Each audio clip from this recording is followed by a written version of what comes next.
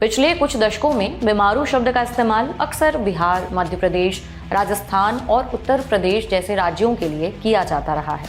लेकिन ये शब्द आखिर आया कहाँ से?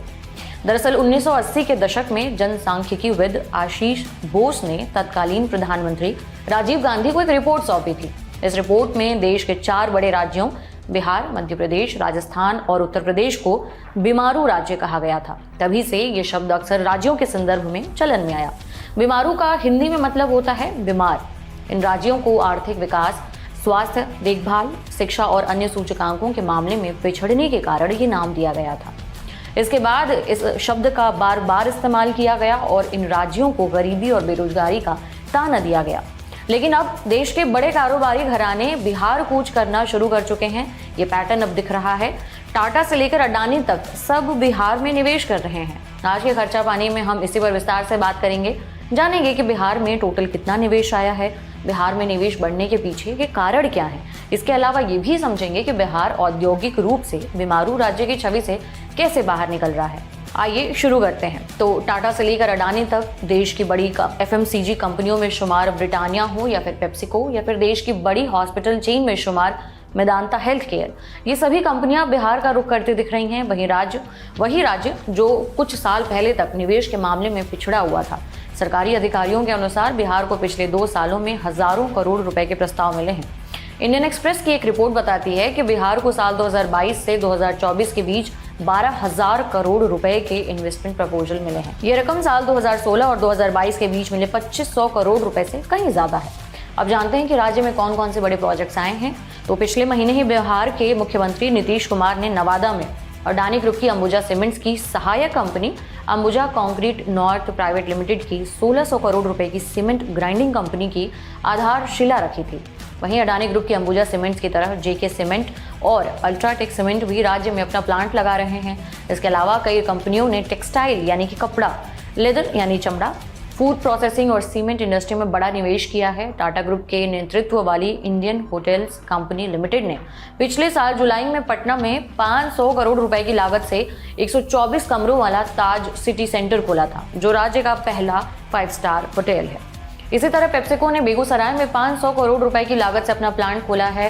कंपनी बक्सर में भी दूसरी फैक्ट्री लगा रही है। फूड प्रोसेसिंग से जुड़ी कंपनियों की बात करें तो वैशाली में दादी जी फार्मटेक और SBPJ फूड्स और पटना में Pramod confectionery and food products और सोना बिस्किट ने बड़ा इन्वेस्टमेंट करने की प्लानिंग बनाई है। इसके अलावा राज्य में किए गए प्रमुख इन्वेस्टमेंट्स में पटना में जयप्रभा मेदांता अस्पताल का उद्घाटन भी शामिल है। नवंबर 2021 में CM ने इस अस्पताल का उद्घाटन किया था।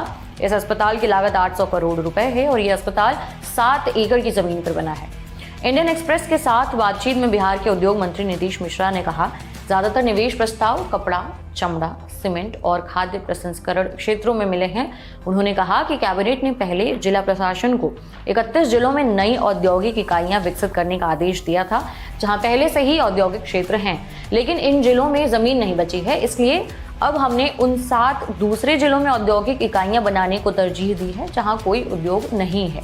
ये 7 जिले हैं अरवल, जमुई, कैमूर, सारण, शिवहर, शेखपुरा और बांका। मिश्रा ने बताया कि राज्य में विशेष आर्थिक क्षेत्र SEZ, जिसे इंग्लिश में कहते हैं शॉर्ट फॉर्म में, बनाने के लिए 2 औद्योगिक क्षेत्रों कुमारबाग पश्चिम चंपारण जिला और नवानगर बक्सर जिला को चिन्हित किया है। इन स्थलों को केंद्र सरकार से मंजूरी मिलना बाकी है। नवादा और मुजफ्फरपुर में संयंत्र स्थापित करने वाली अंबुजा सीमेंट के अलावा अल्ट्राटेक सीमेंट भागलपुर और खगड़िया में, स्टार सीमेंट बेगूसराय और पटना में, JK लक्ष्मी सीमेंट मधुबनी और बक्सर में और श्री सीमेंट मधुबनी और बेगूसराय में अपना प्लांट लगाने की घोषणा की है। वहीं बिहार उद्योग संघ के अध्यक्ष KPS केशरी ने कहा कि रेडीमेड कपड़ा, टेनरी और सीमेंट जैसे क्षेत्रों में निवेश में वृद्धि एक अच्छा संकेत है, लेकिन बिहार का मुख्य आधार फूड प्रोसेसिंग है, क्योंकि राज्य के पास कच्चा माल है जैसे कि चावल, मक्का, मखाना, आलू, आम और लीची। अब राज्य में आ रहे धनाधन निवेश के पीछे के कारणों को भी समझते हैं। सरकार का कहना है कि राज्य में कानून व्यवस्था में आमूल चूल सुधार हुआ है। इस वजह से निवेशक बिना डरे इन्वेस्टमेंट कर रहे हैं, बढ़ा रहे हैं। हाल ही में राज्य के डिप्टी CM सम्राट चौधरी ने घोषणा की थी कि सरकार सभी निवेश प्रस्तावों को एडजस्ट करने के लिए कम से कम 5000 एकड़ लैंड बैंक बना रही है। इसके अलावा उसने राज्य के सभी 38 जिलों को प्राथमिकता के आधार पर औद्योगिक क्षेत्र बनाने का आदेश दिया है। निवेशकों के लिए सरकारी जमीन खरीदने और लीज पर देने वाली राज्य सरकार की एजेंसी बिहार औद्योगिक क्षेत्र विकास प्राधिकरण के आंकड़ों के अनुसार पिछले 2 साल में लगभग 7,592 एकड़ जमीन लीज पर दी गई है, जबकि 2016 और 2022 के बीच लगभग 1,550 एकड़ जमीन लीज पर दी गई थी। फिलहाल एजेंसी के पास केवल 1,861 एकड़ जमीन ही बची है। सरकार का दावा है कि राज्य में बुनियादी ढांचे में भी काफी सुधार हुआ है। सरकार आने वाले दिनों में बुनियादी ढांचे पर लगभग 50,000 करोड़ रुपए खर्च करेगी। हालांकि निवेशकों को राज्य में निवेश करने पर कुछ परेशानियों से भी दो चार होना पड़ रहा है। एक निवेशक ने एक्सप्रेस से बातचीत में कहा है कि सिंगल विंडो सिस्टम को और मजबूत बनाना होगा और प्रशासनिक सुधारों की भी और जरूरत है। आपको बता दें कि पिछले कुछ साल में बिहार सरकार ने food processing, IT, textile, leather sector को उच्च प्राथमिकता वाला क्षेत्र घोषित किया है। राज्य में सबसे तेजी से बढ़ते उद्योगों में food processing, dairy, sugar manufacturing और हेल्थ सर्विसेज शामिल हैं।